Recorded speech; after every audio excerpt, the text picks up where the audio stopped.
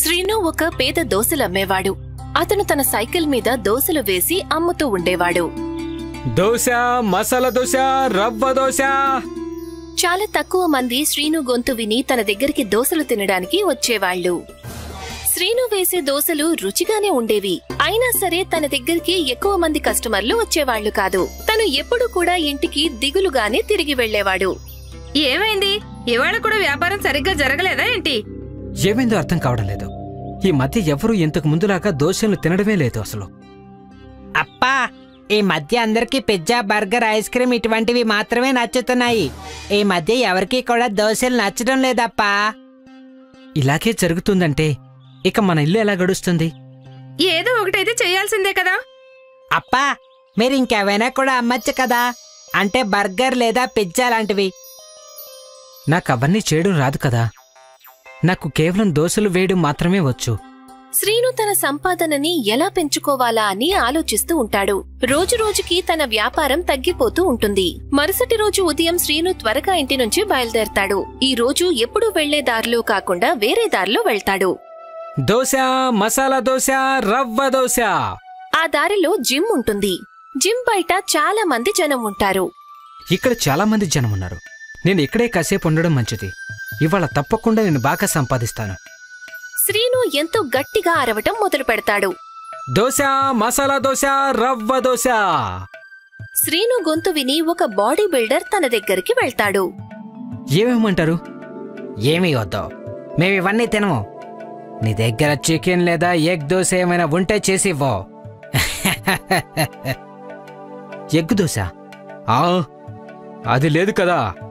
అయితే ఒక పని చేయి, రేపు అటువంటి దోశలకి సిద్ధం చేసుకుని ఆ తర్వాత ఇక్కడికి రా.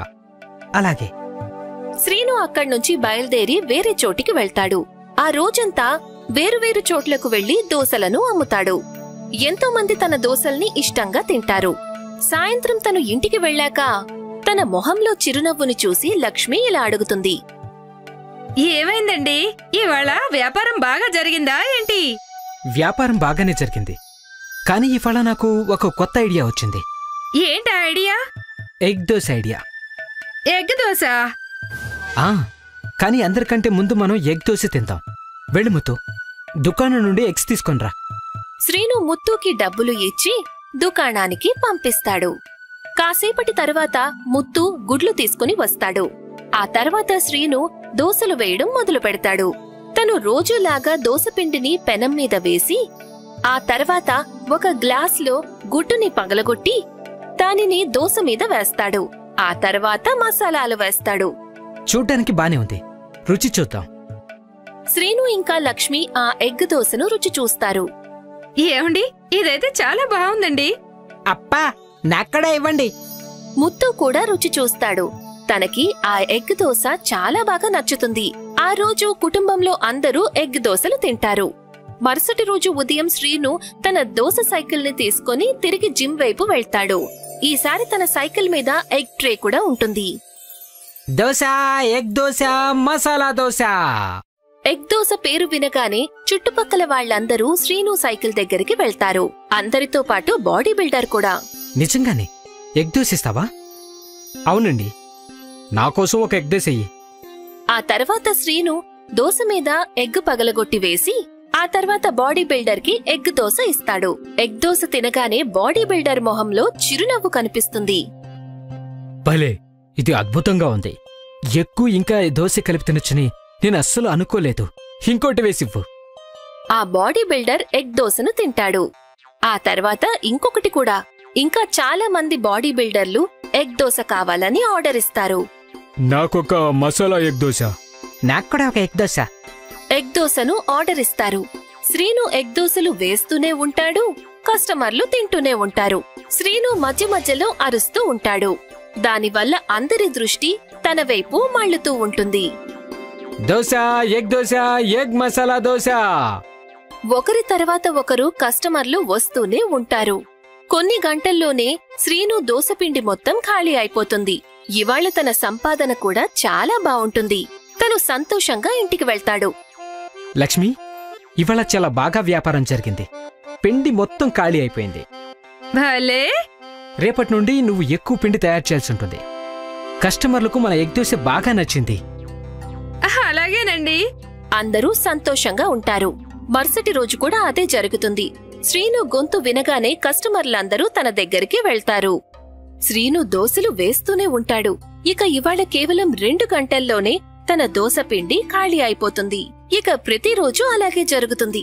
ఎగ్ దోశ ఫేమస్ అయిపోతుంది. శ్రీను తన సంపాదనని రెట్టింపు చేసుకోవడం మొదలు పెడతాడు. తనకి ఎగ్ దోశ ఎంతగానో కలిసొస్తుంది. ఇప్పుడు తన కుటుంబం చాలా సంతోషంగా ఉంటుంది. శ్రీను ఇప్పుడొక మినీ టెంపోని కొంటాడు. ఇప్పుడు తను సైకిల్ మీద కాకుండా మినీ టెంపోలో ఎగ్ దోశలు వేసి అమ్ముతూ ఉంటాడు. ఊరంతా కూడా తన ఎగ్ దోశ గురించి చర్చించుకుంటారు. తను టెంపో తీసుకుని ఎక్కడికి వెళ్లినా కస్టమర్లు అక్కడ గుమ్ముకూడతారు. రోజూ సాయంత్రం శ్రీను తన టెంపోని తీసుకుని పార్క్ దగ్గరికి వెళ్లేవాడు. పార్క్ దగ్గర అప్పటికే జగన్ తన బండితో ఉంటాడు. కాని శ్రీను రాగానే కస్టమర్లందరూ తన దగ్గరికే వెళ్లేవాళ్లు. ఈ ఎగ్ దోశలు అతను ఏం మాయ చేశాడో అసలు అర్థం కావడం లేదు. ఇతను రాగానే అందరూ అక్కడికి వెళ్ళిపోతున్నారు. దీనికి నేను ఏదో ఒకటి చేయాల్సిందే. ఆ రోజు శ్రీను దృష్టి మళ్లిన సమయంలో జగన్ శ్రీను టెంపో దగ్గరికి వెళ్లి దోసపిండిలో కారాన్ని కలుపుతాడు. ఇప్పుడు చూస్తాను అందరికీ ఇతను దోశలు ఎలా నచ్చుతాయి అని. ఆ తర్వాత జగన్ మళ్లీ తన బండి దగ్గరికి వెళ్లిపోతాడు. దాని గురించి శ్రీనుకి తెలీదు. అతను రోజులాగా దోశలు వేయడం మొదలు పెడతాడు. ఆ తర్వాత కస్టమర్కి ఇస్తాడు. భలే ఉంది మిత్రమా. ఇది రోజు తినే ఎగ్ దోశ కంటే చాలా డిఫరెంట్గా ఉంది. కారంగా రుచిగా ఉంది. Spicy egg dosa. అది వినగానే శ్రీను తన దోసపిండిని రుచి చూస్తాడు. ఆ తర్వాత అక్కడే పడి ఉన్న కారపొడి డబ్బాని చూస్తాడు. ఖచ్చితంగా ఎవరో ఈ పౌడర్ని పిండిలో కలిపేశారు. కానీ ఏం పర్వాలేదు. అందరికీ స్పైసీ ఎగ్ దోశలు కూడా బాగా నచ్చాయి. దీన్నే అంటారు అదృష్టం అని. Egg dosa, spicy egg dosa. మళ్లీ శ్రీను టెంపో దగ్గర జనాల రద్దీ పెరిగిపోతుంది. అందరూ కొత్త స్పైసీ ఎగ్ దోశను తినాలనుకుంటారు.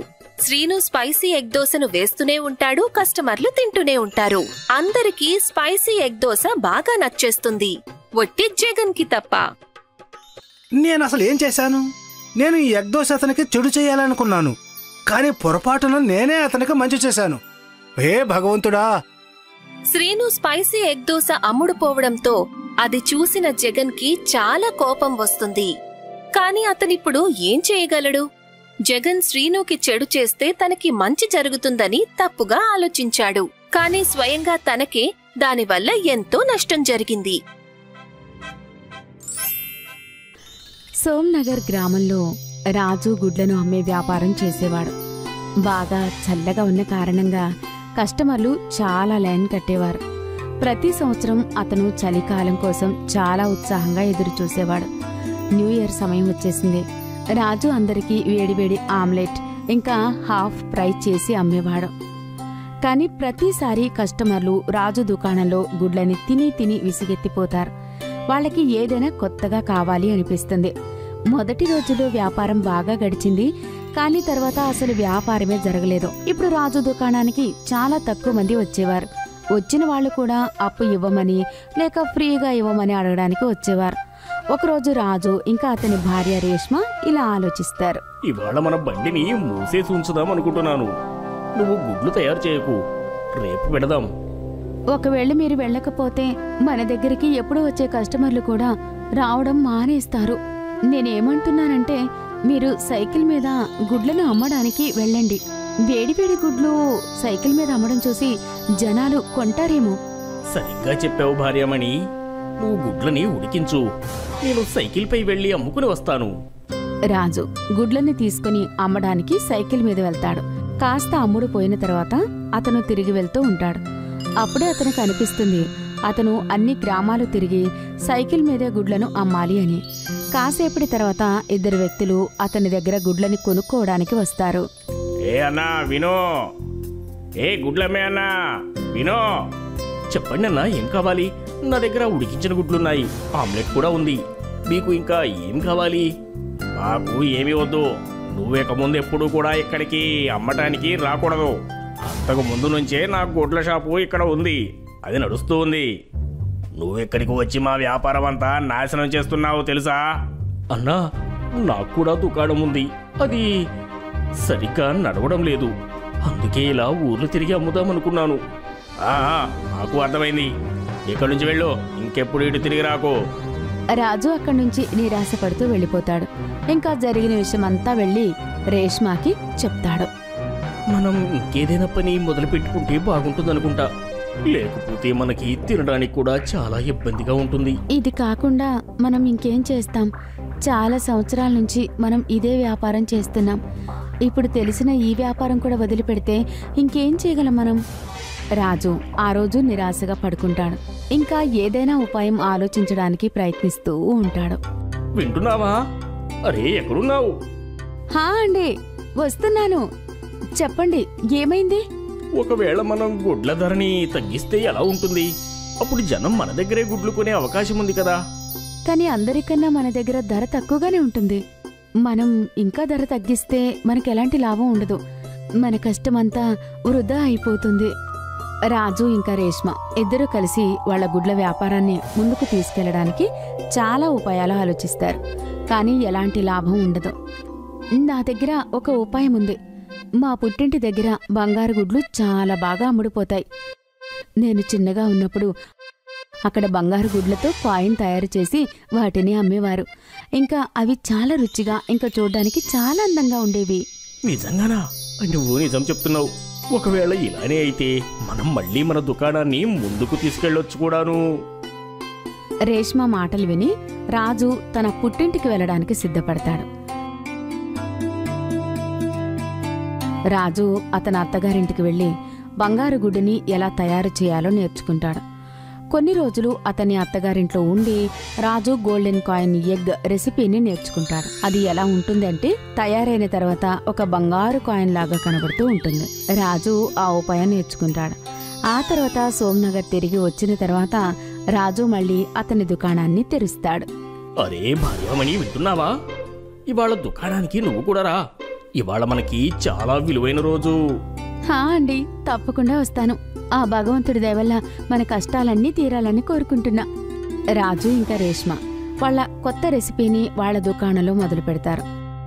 వాళ్ళు ఎలా అయితే అనుకున్నారో అలానే జరిగింది. వాళ్ళ మొదటి రోజే చాలా బాగా నడుస్తుంది.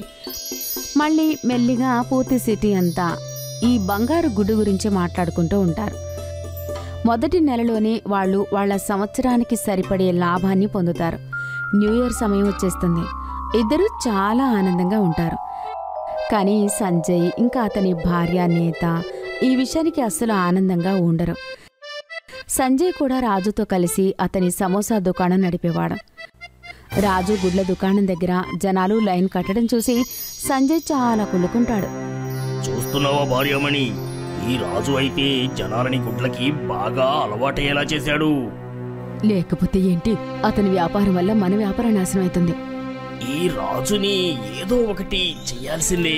మరుసటి రోజు సత్య ఇంకా అతని భార్య నిశ్చయించుకుంటారు రాత్రి దుకాణాన్ని మాయం చేయాలి అని.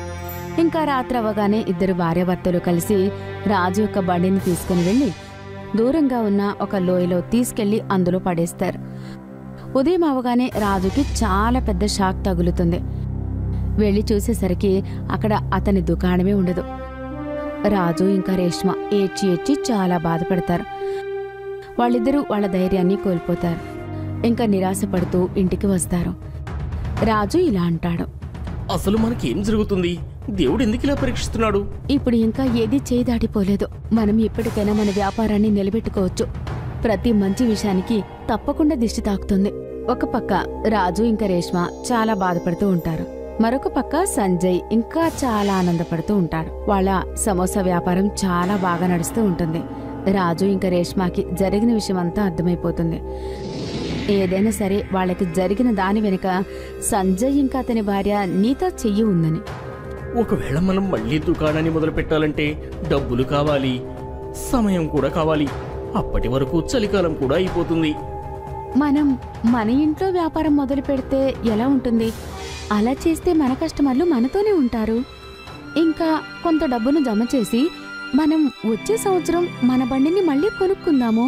రాజు ఇంకా రేష్మ వాళ్ళ ఇంట్లోనే గోల్డెన్ ఎగ్ వ్యాపారం మొదలు పెడతారు. వాళ్ళు పెద్ద పెద్ద పోస్టర్లు కట్టి చాలా బాగా ఇంటి దగ్గరే వ్యాపారం చేయడం మొదలు పెడతారు. నీ మాటలు నిజమయ్యాయి. చూడు, మన షాప్ మళ్ళీ వెలిగిపోతుంది. రాజు ఇంకా రేష్మ ఇంట్లోనే దుకాణం తెరవడం చూసి సంజయ్ ఇంకా నీత బాగా బాధపడతారు. ఇంకా వాళ్ళ సమోసాలు అమ్ముడుపోవడం ఆగిపోయాయి. మెల్లిమెల్లిగా వాళ్ళ కస్టమర్లు కూడా రాజు దుకాణంలోని గుడ్లు తినడానికి వచ్చేవారు. రాజు ఇంకా రేష్మ వాళ్ళ బండిని మళ్ళీ తెరుస్తారు. చూస్తూ చూస్తూనే వాళ్ళ గోల్డెన్ కాయిన్ ఎగ్స్ సిటీ మొత్తంలో మళ్ళీ ఫేమస్ అయిపోతాయి. ఈ కథ ఒక కూలివాడి కథ. జగన్ లాల్ చంద్ సేఠ్ గారి దగ్గర పనిచేస్తూ ఉండేవాడు. సేఠ్ లాల్ చంద్ గారి పొలం ఆ ఊర్లో అందరికన్నా పెద్ద పొలం. ఆ పొలంలో ఎంతో మంది కూలివాళ్లు పనిచేస్తూ ఉండేవారు. ప్రతిరోజు సాయంత్రం సేఠ్ లాల్ చంద్ ఆ రోజు పనిచేసిన వాళ్లందరికీ కూలి డబ్బులు ఇచ్చేవారు. వాస్తవానికి లాల్ చంద్ గారు చాలా మంచివారు. కాని అతను కూలీలను సరిగ్గా చూసుకోవడానికి కాలియాని పనిలో పెట్టారు. హలో కమలా, చాలాసేపటి నుంచి చూస్తున్నాను. అక్కడే కూర్చుని ఉన్నావు, మరి ఇంతలా విశ్రాంతి తీసుకుంటే ఎలా? అయ్యో బాబు, నాకు ఒంట్లో బాలేదు. అదంతా నాకు తెలీదు. పనికొచ్చావంటే పని చెయ్యాల్సిందే. కాలియా తరచూ పనివాళ్లపైన అరుస్తూ ఉండేవాడు. ఒకరోజు ఏం జరిగిందంటే జగన్ కొడవలితో గడ్డిని కోస్తున్నాడు. అప్పుడే తన దృష్టి మళ్ళింది. దాంతో తన చెయ్యి తెగిపోయింది. కొందరు కూలీలు తన దగ్గరకొచ్చారు. ఒక ఆవిడ తన చేతికి గుడ్డ కట్టుకుంది. అందరు కూలీలు తిరిగి పనిలో పడిపోయారు. కాసేపటి తరువాత కాలియా అక్కడికొచ్చాడు. ఏంటి జగన్, నువ్వెందుకు ఖాళీగా కూర్చున్నావు? కాలియా తనకి కొడవలితో చెయ్యి కోసుకుపోయింది.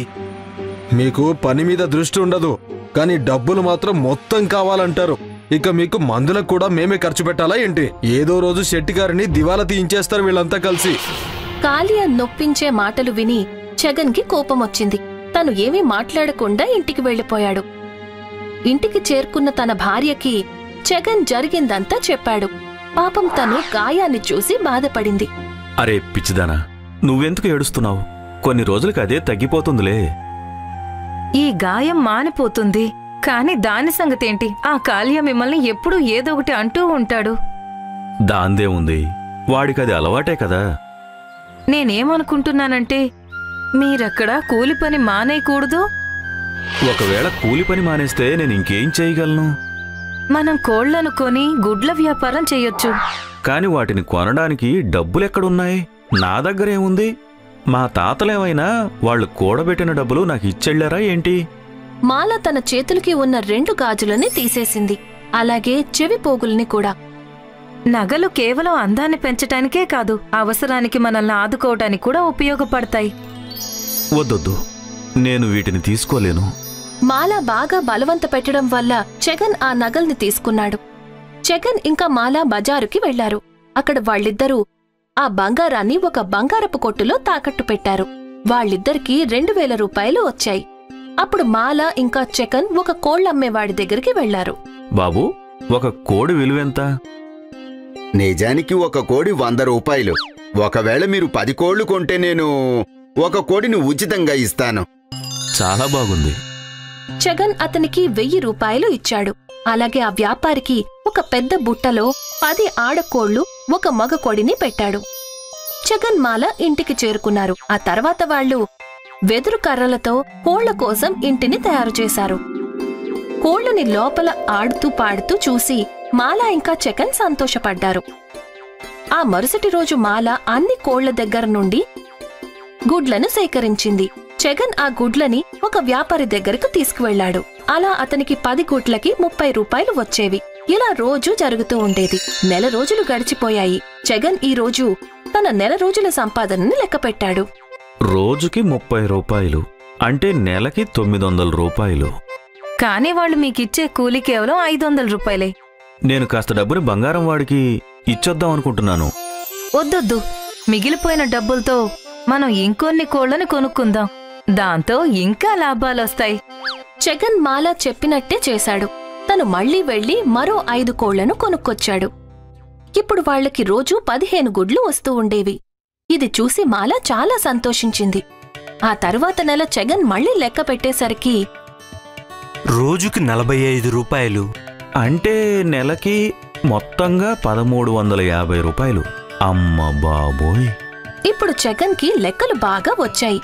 ఇక ఆ తర్వాత 3 నెలల పాటు జగన్ 10 కోళ్లని కొంటూ వచ్చాడు. ఇప్పుడు మొత్తం మీద జగన్ దగ్గర 50 కోళ్లు చేరుకున్నాయి. ఇప్పుడు జగన్కి ప్రతిరోజు 150 రూపాయలు వచ్చేవి. ఇది చూసి తను చాలా సంతోషించాడు. ఈసారి తను లెక్క పెట్టినప్పుడు ఈ నెల మొత్తం మీద 4500 రూపాయలు సంపాదించాం. చూసారా, నేనంటూ ఉండేదాన్ని కదా. పదండి, ఇంకా ఎన్నాళ్ళు నా చేతులు బోసిగా ఉండాలి. ఇద్దరూ బంగారం కొట్టుకి వెళ్లారు. 2000 రూపాయలు వడ్డీతో కలిపి 2250 రూపాయలు అయ్యాయి. ఇదిగో తీసుకోండి. జగన్ డబ్బులు ఇచ్చి నగల్ను వెనక్కి తీసుకున్నాడు. అక్కడ జగన్కి ఒక ముక్కు పొడక కనిపించింది. ముక్కు పొడకెంత? ఎక్కువేమీ కాదు, కేవలం 450 రూపాయలంతే. అది కూడా ఇవ్వండి. మాల కొత్త ముక్కు పొడక పెట్టుకుంది. తను చాలా సంతోషపడింది. తరువాత జగన్ తన కోడిగుడ్ల వ్యాపారాన్ని కొనసాగించాడు. ఇక కేవలం 1 సంవత్సరంలో తన సంపాదన 30,000 రూపాయలు అయిపోయింది. ఇప్పుడు తనకి ఒక కోళ్ల ఫారం ఉంది. ఫారంలో పనిచేయటానికి పనివాళ్లు కూడా ఉన్నారు. ఇక వాళ్ల చిన్న గుడిసె ఇప్పుడు ఒక పెద్ద బంగళాగా మారింది. ఇప్పుడు జగన్ ఇంకా మాల తన జీవితంలో ఎంతో సంతోషంగా ఉన్నారు.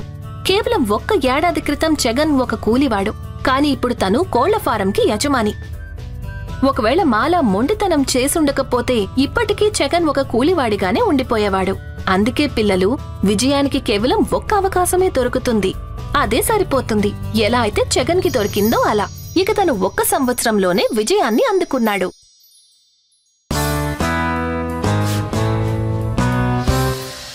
కూరగాయలమ్మా, తాజా తాజా కూరగాయలమ్మా, టమాటోలు, చక్కటి ఆకుకూరలు. మీరా ఊరూరు తిరిగి తిరిగి కూరగాయలు అమ్ముతూ ఉండేది. ప్రతిరోజు ఊర్లో తిరిగేటప్పుడు తన దృష్టి ఒక కూరగాయల తోట మీద పడేది. ఇన్ని సంవత్సరాలైపోయాయి, నేను ఈ కూరగాయల తోటని చూస్తూనే ఉన్నాను. ఆ తోటని తీసుకోవాలి అనేది మీరా కోరిక. అక్కడ తనే స్వయంగా కూరగాయలు పండించాలనుకుంది. కాని మీరా పరిస్థితి తనకి సహకరించేది కాదు. మీరాకి ఒక చిన్న కొడుకు ఉన్నాడు. తన పాలన పోషణల అన్ని బాధ్యతలు పూర్తిగా మీరా మీదే ఉంది. ఎందుకంటే మీరా భర్త కొన్ని సంవత్సరాల క్రితం స్వర్గస్థులయ్యాడు. ఒక రోజు ఏం జరిగిందంటే, కూరగాయలమ్మా, కూరగాయలు, తాజా తాజా కూరగాయలమ్మా, టమాటాలు, తాజా తాజా కూరగాయలమ్మా. అప్పుడే ఎదురుగా విమల అనే ఒక నెయ్యి అమ్మే ఆవిడ వచ్చింది. ఇదిగో మీరా, ఏంటి అలా ఉన్నావు? అంతా బావుంది, నువ్వు చెప్పు, ఇంతకీ నువ్వెలా ఉన్నావు? అంతా చాలా బావుంది. నువ్విది విన్నావా? ఆ కూరగాయల తోట యజమాని ఉన్నాడు కదా, తోటని అమ్మాలనుకుంటున్నాడంట. ఒకవేళ నా దగ్గరే కనుక డబ్బులుండుంటే నేను ఈ రోజే ఆ తోటని కొనేసుండేదాన్ని. మీరాకి ఆ కూరగాయల తోటంటే ఎంత ఇష్టమంటే తను సరాసరి తోట యజమాని దగ్గరికి వెళ్ళిపోయింది. అయ్యగారు, మీరు తోట అమ్మాలి అనుకుంటున్నారని విన్నాను. అవును, నేను ఇప్పుడు ముసలివాడిని అయిపోయాను. ఈ వయసులో తోటని సరిగ్గా చూసుకోలేకపోతున్నాను నేను. అందుకే నేను అమ్మేద్దామనుకుంటున్నా. నువ్వు ఇది కొనాలి అని అనుకుంటున్నావమ్మా? అవునయ్యా, కానీ నేను కొనగలనో లేదో నాకు తెలీదు. మీరు దీన్ని ఎంతకమ్మాలనుకుంటున్నారు? నాకు దీనికి బదులు 500 నాణాలు కావాలి. ఓరి దేవుడో, నా దగ్గరైతే కేవలం 200 నాణాలే ఉన్నాయి. 200 రూపాయలు చాలా తక్కువ కదమ్మా. నేను 400 నాణాలు కొంచెం కూడా తగ్గించలేను. అయ్యగారు, నేను మీకు ఇప్పుడు ఈ 200 నాణాలు ఇచ్చి వచ్చే 4 నెలల్లో ప్రతి నెల 50 నాణాలిస్తే అప్పుడు మీరు నాకు ఈ తోటని అమ్ముతారా చెప్పండి? తోట యజమాని ఆలోచించాడు. సరే, అయితే వచ్చే 4 నెలలలో నువ్వు నాకు 50 నాణాలు ఇవ్వాల్సి ఉంటుంది. మీరా చాలా సంతోషించింది. త్వరలోనే తను కలగన్న తోట తనకి దక్కుతుందనుకుంది. తర్వాతేముంది? మీరా ఇంకా ఎక్కువగా కష్టపడసాగింది. తను ప్రతిరోజు ఎక్కువ కూరగాయలు కొని అమ్మటం మొదలుపెట్టింది. దాంతో తనకి ఎక్కువ డబ్బులు రావడం మొదలయ్యాయి. రోజూ మీరా పైసా దాచటం మొదలుపెట్టింది. ఇప్పుడు సాయంత్రం సమయంలో మీరా గ్రామంలో తిరిగి తిరిగి తినుబండారాలు కూడా అమ్మటం మొదలుపెట్టింది. నెల రోజుల తరువాత మీరా తోట యజమానికి 50 నాణాలు ఇచ్చింది. మీరా చాలా సంతోషంగా ఉంది. మీరా ఇంకా ఎక్కువ కష్టపడుతూనే ఉంది. తను పొద్దున పూట కూరగాయలు, సాయంత్రం తినుబండారాలు అమ్మసాగింది. చూస్తూ ఉండగానే మీరా తర్వాత 4 నెలల్లో తోట యజమానికి మొత్తం డబ్బులన్నీ ఇచ్చేసింది. చాలా మంచిది మీరా. ఇప్పుడు ఈ తోట నీ సొంతమయ్యింది. దీన్ని జాగ్రత్తగా చూసుకో. మీరా తోటని కొనాలనే తన కలని నిజం చేసుకుంది. ఇప్పుడు మీరా తన సొంత తోటలో కూరగాయలు పండిస్తూ ఉండేది. ఇక వేరే కూరగాయలు అమ్మేవాళ్లు తన దగ్గర కూరగాయలు కొంటూ ఉండేవాళ్లు. మీరా చేసిన శ్రమ తన జీవితాన్ని అభివృద్ధి చెందేలా చేసింది. తన కొడుకు కూడా ఇప్పుడు మంచి స్కూల్లో చదవడం మొదలుపెట్టాడు. ఇప్పుడు మీరా జీవితం సుఖమయంగా మారింది. అందుకే అంటారు, కష్టపడి పనిచేసేవాళ్లు ఎప్పటికీ ఓడిపోరు అని.